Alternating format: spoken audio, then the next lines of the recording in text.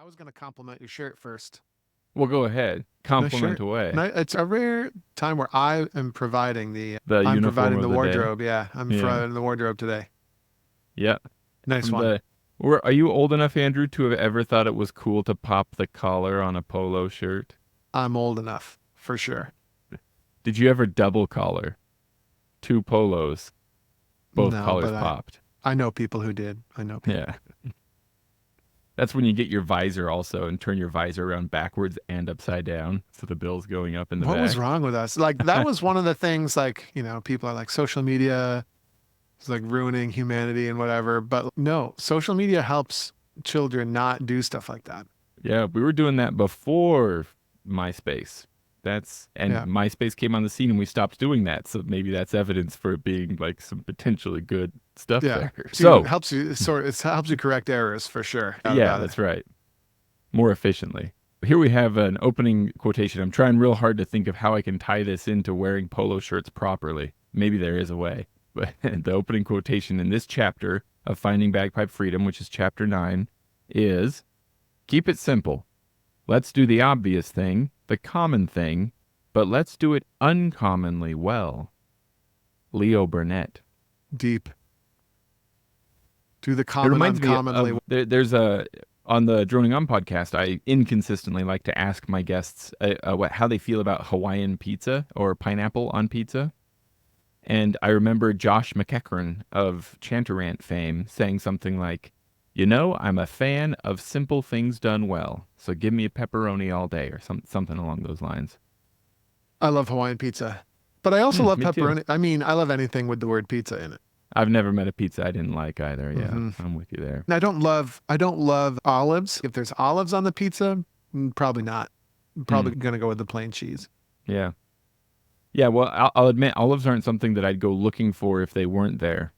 But at the same time, I'm kind of a garbage disposal. Like I'm just happy to get any kind of pizza. Me too. I've tried to like olives. I'm just not there yet. Anyway, the common uncommonly well, Jim. Yes. Holding that quotation in our minds for a moment, I want to go do a little story time. Okay. Using the model of the ghosts of Christmas past and future, as presented to us by the late, great Mr. Dickens, not Emily, Charles. Or Bruce. Or Bruce, that's right. That's right. The Bruce Dickinson. Yeah, that one. Yeah, that's right. We're going to take the ghost of piping past, is going to take us back to a time when little Andrew was learning a bit about Pembroke, and I want to know about what it was, what insights you were receiving from any particular instructors at the time, and also how the heck did Frank Sinatra figure into it? Tell me a little story. Before we do that, though, I would like to just pause for a minute on your Ontario-style pronunciation of Pembroke. It's a crapshoot every time. Who knows how it's going to come out of my mouth? I've given up. I can't do it. I just like maybe Peterborough. It maybe could work. All right. What was the question? Something about Frank Sinatra. Yeah. Well, yeah, that's basically the question. What's up with Frank Sinatra, and what does he have to do with any of this, really? I don't know. Did we talk about Frank Sinatra in the book? Oh, well, tell you what. You go ahead. If you'd be willing to, you tell me a little bit about your time with Andrew Wright and Pembroke, and I will figure out how to make Frank Sinatra work into it. Well, I will say that, that's the only anecdote that comes to my mind in regards to Frank Sinatra is that Andrew Wright would commonly reference him in lessons. That was it. Just as somebody who does, I think, Andrew Wright, he recently passed, but famous, super influential Pembroke player and teacher and ultra knowledgeable. I think he was president of the Pembroke Society for a while, but he would come to the Invermark schools in the summers for a few years back in my youth, and he would teach these long Pembroke classes where it was not uncommon for a variety of people, if not Andy Wright at times, would just doze off. And then you would come to again. You'd come to again in a few moments after realizing you dozed off. But you started to realize after a while that wasn't really a big deal. It wasn't seen as disrespectful. It's just when you're doing a lot of the Pembroke, you have a tendency to doze from time to time. You ever say something like the music really carried you away? Or Yes, if you're exactly. really into it, something like Well, Andy Wright would almost doze off in the middle of teaching, and he would go on these, he would give That's so these great. speeches. It was cool though. It's almost like you get into like a Zen trance during class. It was great. But he would talk about these ideas, and he would reference Sinatra fairly regularly as somebody who took a really simple melody, but he didn't present it in a simple way, and how there was a lot of nuance, and how you could do fairly simple things to add tons and tons of nuance to something that on paper probably doesn't look that interesting. Yeah, immediately I think of My Way was a Sinatra classic, right? And A Very Good Year. Those both come to mind as examples of like, if I saw those notes written out, those are some simple melodies. Exactly. Yes. But hearing him sing them, those sure stick with you. Those are Sure they do. Beautiful and catchy. Yep. And I think that was his whole point. And he would talk about P-Brock, in these types of terms. And it was really cool. It was like the depth or the interest in the music is up to you. And then he was teaching a variety of techniques on how to bring those sorts of things to the fore. Now and by you the mentioned, way, and just throwing it out there, he would kind of, what's the right way to put it? He brought some of the more maybe dogmatic ideas about certain tunes. He was able to kind of like subdue those ideas just with common musical logic, which I really enjoyed about hanging out with Andy Wright too. And then, by the way, I think I remember what we wrote about in the book now. Andy Wright, one of the things that always fascinated me is during recitals, he would take really simple tunes and take out all the embellishments. And he would just, like even most of the grace notes, he wouldn't really, he was experimenting with playing the tune as minimally as possible. Yeah. And the effect was fascinating, in my opinion. Some people thought it was weird and dumb, like the narrow-minded people thought it was silly and dumb. Like Collins Cattle, he used to play Collins Cattle. I don't even know if he played the grips or not, but Collins Cattle goes like this. I just have a memory in my mind. But the Collins Cattle would typically go like this.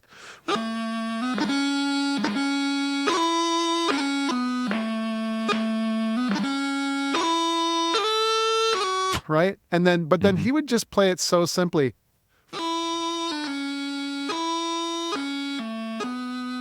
And then I remember the ending phrase clear as day, the way he would play it. No grace notes.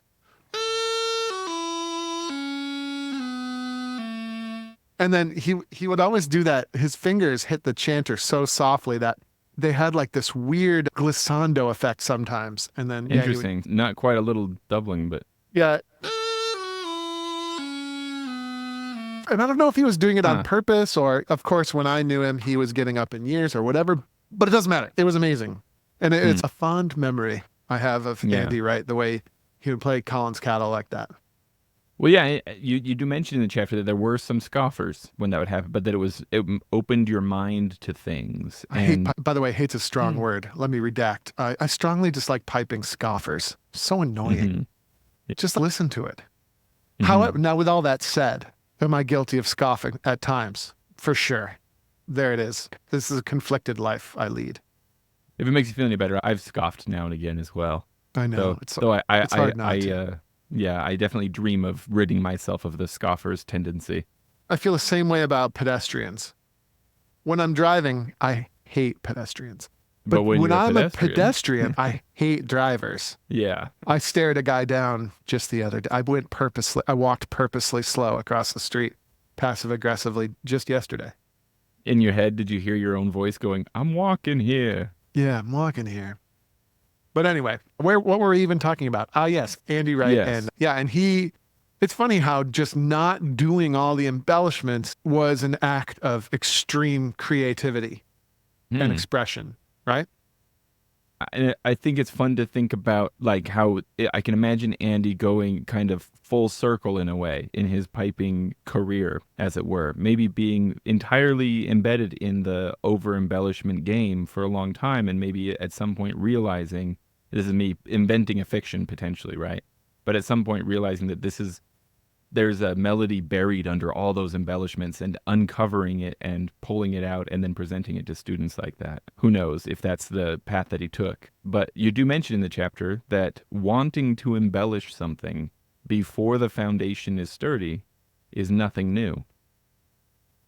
How long do you think pipers have been using too many grips? I dare say since the grip was invented, right? Is that Right. maybe the suspicion there? Yeah, well, probably the person who invented the grip invented it for good reason. But then you pick up on that idea as being a cool idea, but you miss the origins of the idea and when and why and how playing a grip might be appropriate, right? Yeah. I wonder if this is like the J.J. Abrams lens flare in the Star Trek movies or something like that, right? I think that the key is just to try and tell a story that's as emotionally engaging as possible, despite all the spectacle. Now, I understand that your wife told you to stop with the lens flares. Your wife, Katie, said, that's enough with the lens flares. Well, I mean, Katie's told me to stop with a lot of things, but... but this time you listened. Yeah, no, but lens flares, I was like, okay, I'll stop with it. You know, she was right. There was one scene in Star Trek Into Darkness that you literally couldn't see what was going on. And it was a very important emotional scene. And Alice Eve, the actress, was somewhere behind this crazy lens flare glaring, and Katie just looked at me and she said, okay, I think this is it. I think at this point you have to absolutely stop doing that. And some effect that can be really effective, but then it's like, oh, well, that everybody loved it that one time that thing happened in that tune, so I'm going to do it 12 times in this tune, and that maybe not only isn't as effective, but it kind of kills that whole thing. That whole thing gets less cool. J.J. Abrams is kind of a great example of what we're talking about. Just doing the basic things really well, or like just using simple ideas so well. I was just, so we've been watching Star Wars with my kids, and they're like super into it. But man, it's just like, this might offend people. But the last set of 3 movies, it's so incredibly well done. And so much better. It's so much better than the other 6. And granted, I get that the first 3 they were made in a different era relative to the era. They were like probably super incredible movies. So I'm not trying to diss any of the movies. Then I went back because usually J.J. Abrams is just like executive producing, but I was remembering he actually directed at least the first set, at least the first of the last set of movies. And just, man, they're just really good. And to your point, yeah, he's doing stuff in those that are just really interesting effects. One of the things he does, which I think he borrowed from Star Trek, but one of the things he does in the Star Wars movies is there's a lot of images of the ships actually coming out of hyperspace. Oh. And they just appear out of nowhere.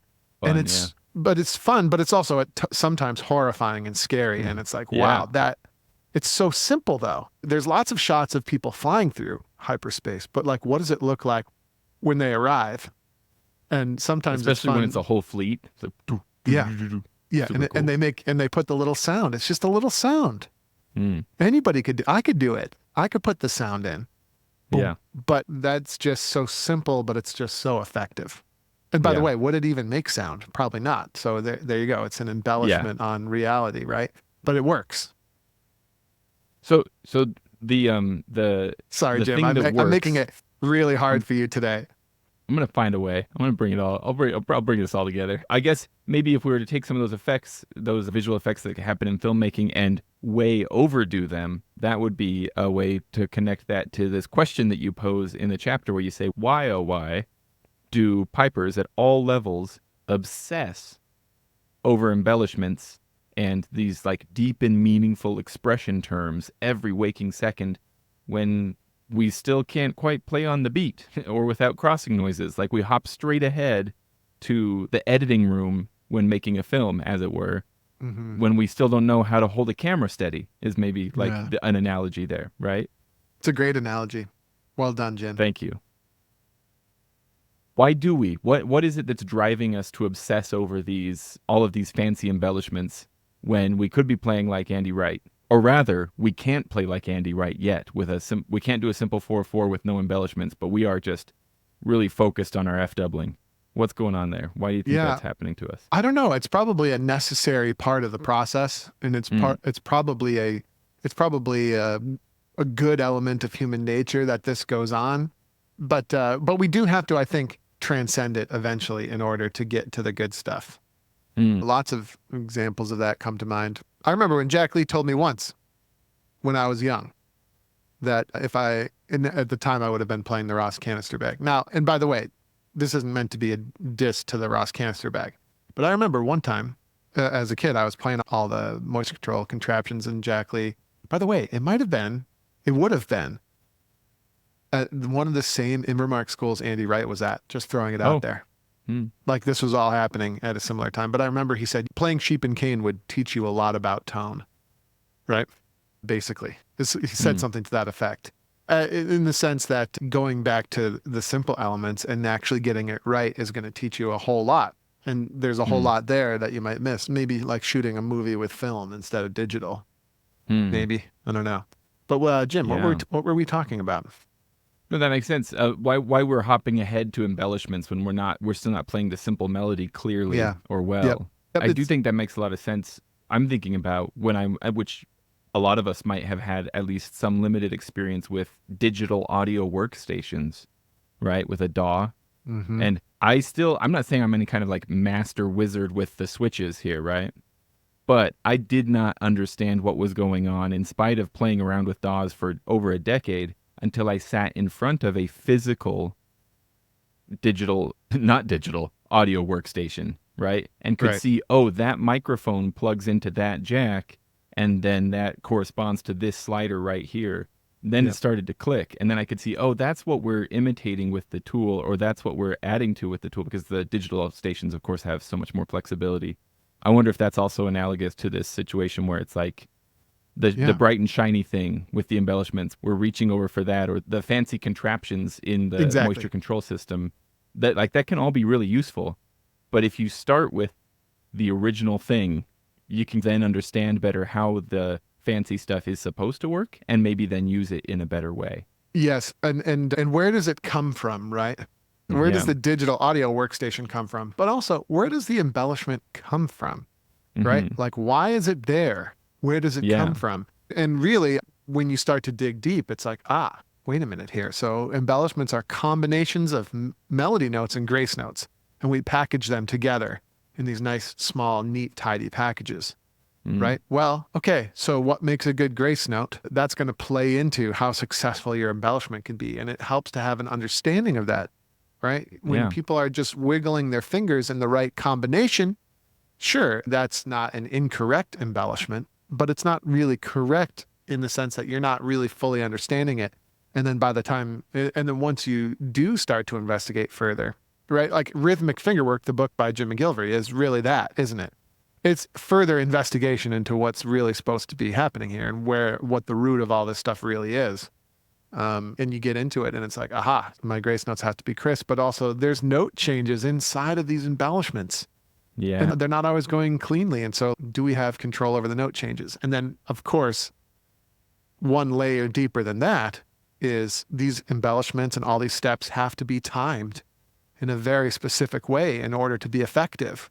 And so if I don't have control over my timing, then what good is an embellishment going to do me, right? So where does the embellishment come from? And by the way, expression, is the same thing. What is expression? Well, on the bagpipes, right, we don't have the ability to change volumes. We don't have the ability to directly articulate these notes. So what is expression? Well, for us, expression is bending and stretching rhythmic rules to produce certain effects. I think probably that's probably the real summary of what expression really is. Well, there you go. So if you don't have control over basic timing and rhythm and rhythmic accuracy and stuff like that, well, then how are you going to do higher level expression? And the answer is you're not going to do it. You're going to fake it, which, by the way, faking it is probably a necessary part of the process. Sort of sometimes you can. It's part of imitating in a way. You kind of get the feel of it. Yeah. But imitation is only that, right? It's miming and mimicry, and it's only that. And it's only once we understand the reason why we're doing that it becomes real expression, right? It's only once It's only once we understand it that we can use it creatively. That reminds me of reading one of the like celebratory anniversary editions of Calvin and Hobbes. What was the artist's name? I want to say Bill Watterson. Yeah, Yep. that's right. And he said he had done a strip where Calvin, in his imagination, wakes up and realizes that the entire world has gone cubist. And Yes. and he's talking about his commentary on that strip was just like how much fun, how much work, how much time, how interesting it was to learn how to do things wrong correctly for the cubism to work, right? And how like you've got to understand how to do realism in order to do cubism correctly. Because the wrong things about cubism are things like perspective, right? You can't have the perspective on the one thing in the scene and the other thing be the same. They're from different angles, right? Yeah. So you got to understand angle and perspective before you can break that rule. Well, and as a kid, I was a huge fan of Calvin and Hobbes. Mhm. And I remember trying to make my own comic strips. Yeah. And it didn't work. Right? And then it starts That's why to you sink teach in. bagpipes. You're not a Well, yeah. cartoonist. Well, and then it starts to sink in. Yeah. It starts to sink in that, wait a minute, this guy must be a real artist, even though he's just drawing Yeah. little pencil diagrams, right? Right. And of course he is, right? Some of the comic strips are incredible, They his really are. level of artistry. But it even goes down to how he wrote the letters and the bubbles. Yeah. He had an incredible sense of art and how to balance that all. I'm not sure actually, but he probably used tools of various kinds to keep his actual letters all on the line and stuff and using it good. But I remember trying to recreate it and it was hopelessly not going to happen, right? Mm. But yes, it reminds me of all of it. It seems to me that we could, any of us as pipers and as drummers, try to do a thing and we could sense that we're not quite pulling it off. Or we might, without having to scoff, we might hear another piper or drummer playing, and even if we can't quite identify why it's not quite right, we can feel like it's not quite right. You have a quotation in here from By the way, I think you might have just semi-accidentally, but maybe on purpose, I think you might have revealed the source of a lot of my scoffing. So if I do scoff, it's usually because what I'm hearing is not real, right? And it's mimicry, and they're trying to slip one by me, and it's not working. Okay, yeah. At least that's how I feel, and I feel that way a lot. Wait, this is not real. That person is just, for example, this person is just slamming the embellishments in, or this person is just ripping off an idea that I've heard many times before, but not even doing that convincing a job of it. You have a quote here in the middle of the chapter. We get double quotes in this one, not just at the beginning, but also in the middle, from Lyndon B. Johnson, where he says, "I may not know much, but I know the difference between chicken shit and chicken salad." Yes. And I feel like that's maybe applicable here, right? Even if we can't quite say why that's not working, we know it's not working, Yes. you know? Well, yes, you know inexplicitly it's not working. Yes. By the way, what show was it that they absolutely ruined the show in the last episode and I just lost it? It was such a great show. Was it WandaVision? No, it wasn't WandaVision. I felt that way about WandaVision. I have a whole ending written in my head that would just change the world, I swear. It wasn't, man, it's bugging me. Well, the show wasn't worth remembering, so it's not bugging me that much. But the show was a great show. Oh, what you got there, Jim? I've got a visual aid. What is that? A little bit of Picasso. Oh, yeah. But I want you to go ahead and tell us about the show first, and then I'll use No, there's no need. We got to the end of the show, which was until then a great show. But then at the end of the show, they just dumped every imaginable cliche on me, like I was some kind of idiot. Yeah. And I realized I was an idiot for being drawn in for that long. Watched it for that long. It was 8 hours of my life wasted. Can't get them back. And my wife was like, she was just laughing at me because I guess she wasn't as offended. But there you go. It can be the source of scoffing. I find it true. I think there was a recent article written by someone about how all the reprises and the medleys are super annoying. And people shouldn't do them anymore. That's not right. But he's right in a sense. Like, the bad reprises are bad. I agree. Yeah, the ones that are done poorly, yeah. Yes, but then the ones that are done well, in my opinion, are still amazing. But it has to be, you have to bring the substance and the creativity to the table, right? As opposed to just like, Yeah, if you just go back to the slow air and put a bunch of fast notes underneath, yes, that idea is played out. I agree. Yeah. But there could be more to it. And then just medleys in general, the pipe band medleys in general. It's like, Sometimes people are able to bring creativity. The Mary McLeod medley, Scottish Power Mary McLeod medley comes to mind. It's like, wow, that's so damn creative and cool. And by the way, there's some reprising going on in there, but it's a new look at that really worked. Yeah. I remember agreeing that they won that major at Paisley. I can't remember the exact year, but I remember hearing them and thinking, yep, right on the money. Really good.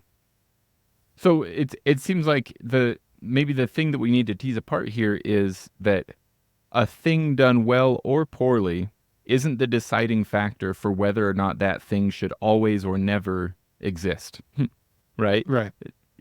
It's the being done well or being done poorly in that specific instance that maybe we're really reacting to. The only purpose for my visual aid was to say, here's some, I think most people would agree, some non-realism, some cubism done right, done well. You look at that and you go, this is pleasing. Cool. And we might not be able to say all the reasons why that is chicken salad, but that's chicken salad. Whereas if I was going to try to do that, I have thought about trying to do this with pipers and drummers because I think that'd be a fun recreation.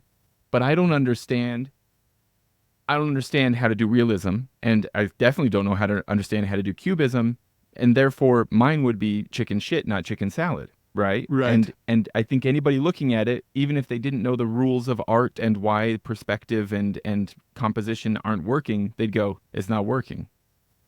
And I wonder if that's even something as simple as like where to put which grace note when we're playing. Should I use a D grace note there or a G grace note, right? If we can back up enough that we realize here's the melody line, a grace note might work better between two notes than a different grace note. And if we understand why one grace note works better than another in relationship to the rest of the melody, then we're going to pick the right grace note. And that's going to be a contributing factor, a building block for making a chicken salad. Sort of. Too many metaphors, right? Well, you're dangerously close to the edge here. Reel me back then, Andrew. In the sense that, boy, really what we need to do is we need to understand that grace notes generally happen in a very well-defined system. Well, maybe not very well-defined, but let's say well-defined system, right? Grace notes need to go in certain spots regardless of what the melody is, right? And it's a system. Okay, so let's start with that. You're not typically going to pick what grace notes go where until you do, right? I think a better example would be, here's where the grace notes should go. But now I'm going to break that rule on purpose here because I have a feeling or I have an idea that it's going to be more effective in that position. Like the fourth part of Biddy from Sligo comes to mind, right?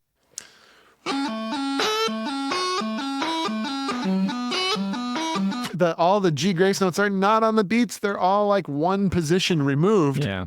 And suddenly you're like, oh, that's awesome, right? But that's a creative idea, right? The composer of that tune, which I think was Donald McLeod. I think he kind of redid the third and fourth parts, if I'm remembering correctly.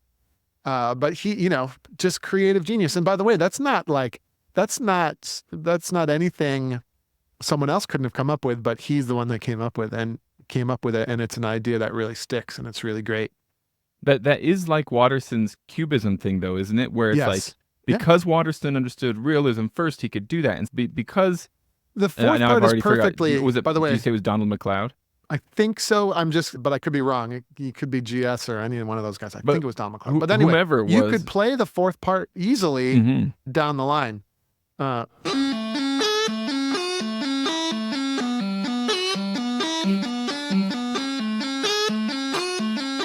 Right? I'm just putting all the grace notes where they should go there in terms of the grace note system, right? But instead, he shifted it over one. Which is so groovy. It's so cool. But if they had not understood the system, the realism, if you will, of standard bagpipe music, then that creative choice wouldn't have been done effectively, right? So it's the creativity exists in necessary relationship with the basics, exactly. you might say. Exactly. And if you try and skip that step, right? If you try and jump over the basics and just go to the fully embellished, well, I'm getting us back on track here, Jim. If you skip over the basics and just go straight to the fully embellished, you're not going to get it. And then the next question is that a necessary step? And the answer is probably, right? You probably have to spend enough time trying to skip over the basics until you understand why you want and need the basics. And then you double back and you get yourself back on track. That's probably, it's probably a necessary thing. When you have kids, I think you realize that as well. A lot of times kids are trying to skip over the basics, but I think they realize quickly it's not going to happen. And then they end up having fun. Kids are able to actually have fun exploring the basics more than grownups. Yeah, I think that's a really good point. And I think it's fun that we have talked about comics and about music today, because with my own kids, my first child has been playing a lot with a digital audio workstation lately. My second child has been working on his own comic. And in both cases, not that I'm a pro at either, but because I've been doing both for a long time, I have a reasonable idea of what steps they ought to be taking in order to get an end result. But with both of them, based on their age and experience, I've had to make some conscious decisions where I would be like, I'm going to not tell him to ink, to pencil, then color, then ink, right? Yeah. I'm just going to encourage him to draw. And as he gets into the digitizing steps for his comic, he's going to realize, oh, it would have been really handy if I'd done the previous steps in this other way. Yeah. That's a different way of understanding that than having somebody tell him, you got to do it this way. Yep. There's something to be said for just messing around and finding out. Just dive in and do it.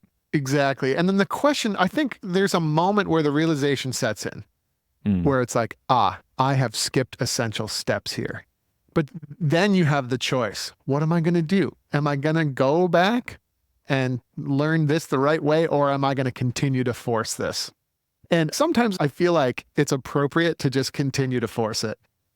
I don't know what a good example would be, but it's just kind of like some things you have to just decide you're not actually that interested in, and you have to carry on. Maybe with you're an audiophile and you love music, and then you realize that MP3s are heavily compressed. And then you're like, I want the real thing. I want the real thing. So you go out, and most music, you can find the real thing. You can either find uncompressed digital audio, right? But then what do you realize about uncompressed digital audio? It's like, oh, I'm going to have to buy 18 external hard drives to house all my albums. Then if you want to take the music with you, the contraptions, the multi-product contraptions, you can't get it all in your pocket. And so you're going to have to compress the audio. You need a golden auxiliary cable. No, well, you're going to need some sort of, but exactly. So then you learn why they compress the audio in the first place. It's because you have to. Or maybe you're going to go back and do the vinyl records, Jim. And it's crossed my mind, but I'm going to have to learn how a record player works, for one. And then I'm going to have to install 18 new, I'm going to need a bigger house because I'm going to need a room for all of my vinyl. And then, so it's like, you know what? Screw it. I'm sticking with the MP3s. I don't love the purism enough. I'm not interested enough in it to go back. And maybe that's, maybe that's true with pipers too. Although I think pipers need to step back and listen objectively when they're forcing all the embellishments and all the material that they're playing. You need to just step back for a second, right? Even if you're not that interested in going back and painstakingly learning the basics, you got to step back and realize, oh, all those embellishments I'm putting in are making the music sound totally yucky. And if I just play the simplified version of the tune, or at least somewhat simplified, or if I at least get rid of the stuff that's really nasty sounding, I'm going to sound better. And by the way, I'm going to have more fun because I sound better. Hey everybody, Andrew Douglas here from the Piper's Dojo, and I just want to say thanks so much for listening to today's iteration of the podcast. If you enjoyed what you heard here today, it would be super helpful to us and to a lot of bagpipers out there trying to find us. If you could give us a top-notch review on whatever platform you're using to listen to this podcast, particularly Apple, iTunes, and Spotify and things like that, your review would be really, really helpful. So if you have a moment today, definitely go over there and help us out. Other than that, until we meet again on the podcast or somewhere else, thanks again for listening.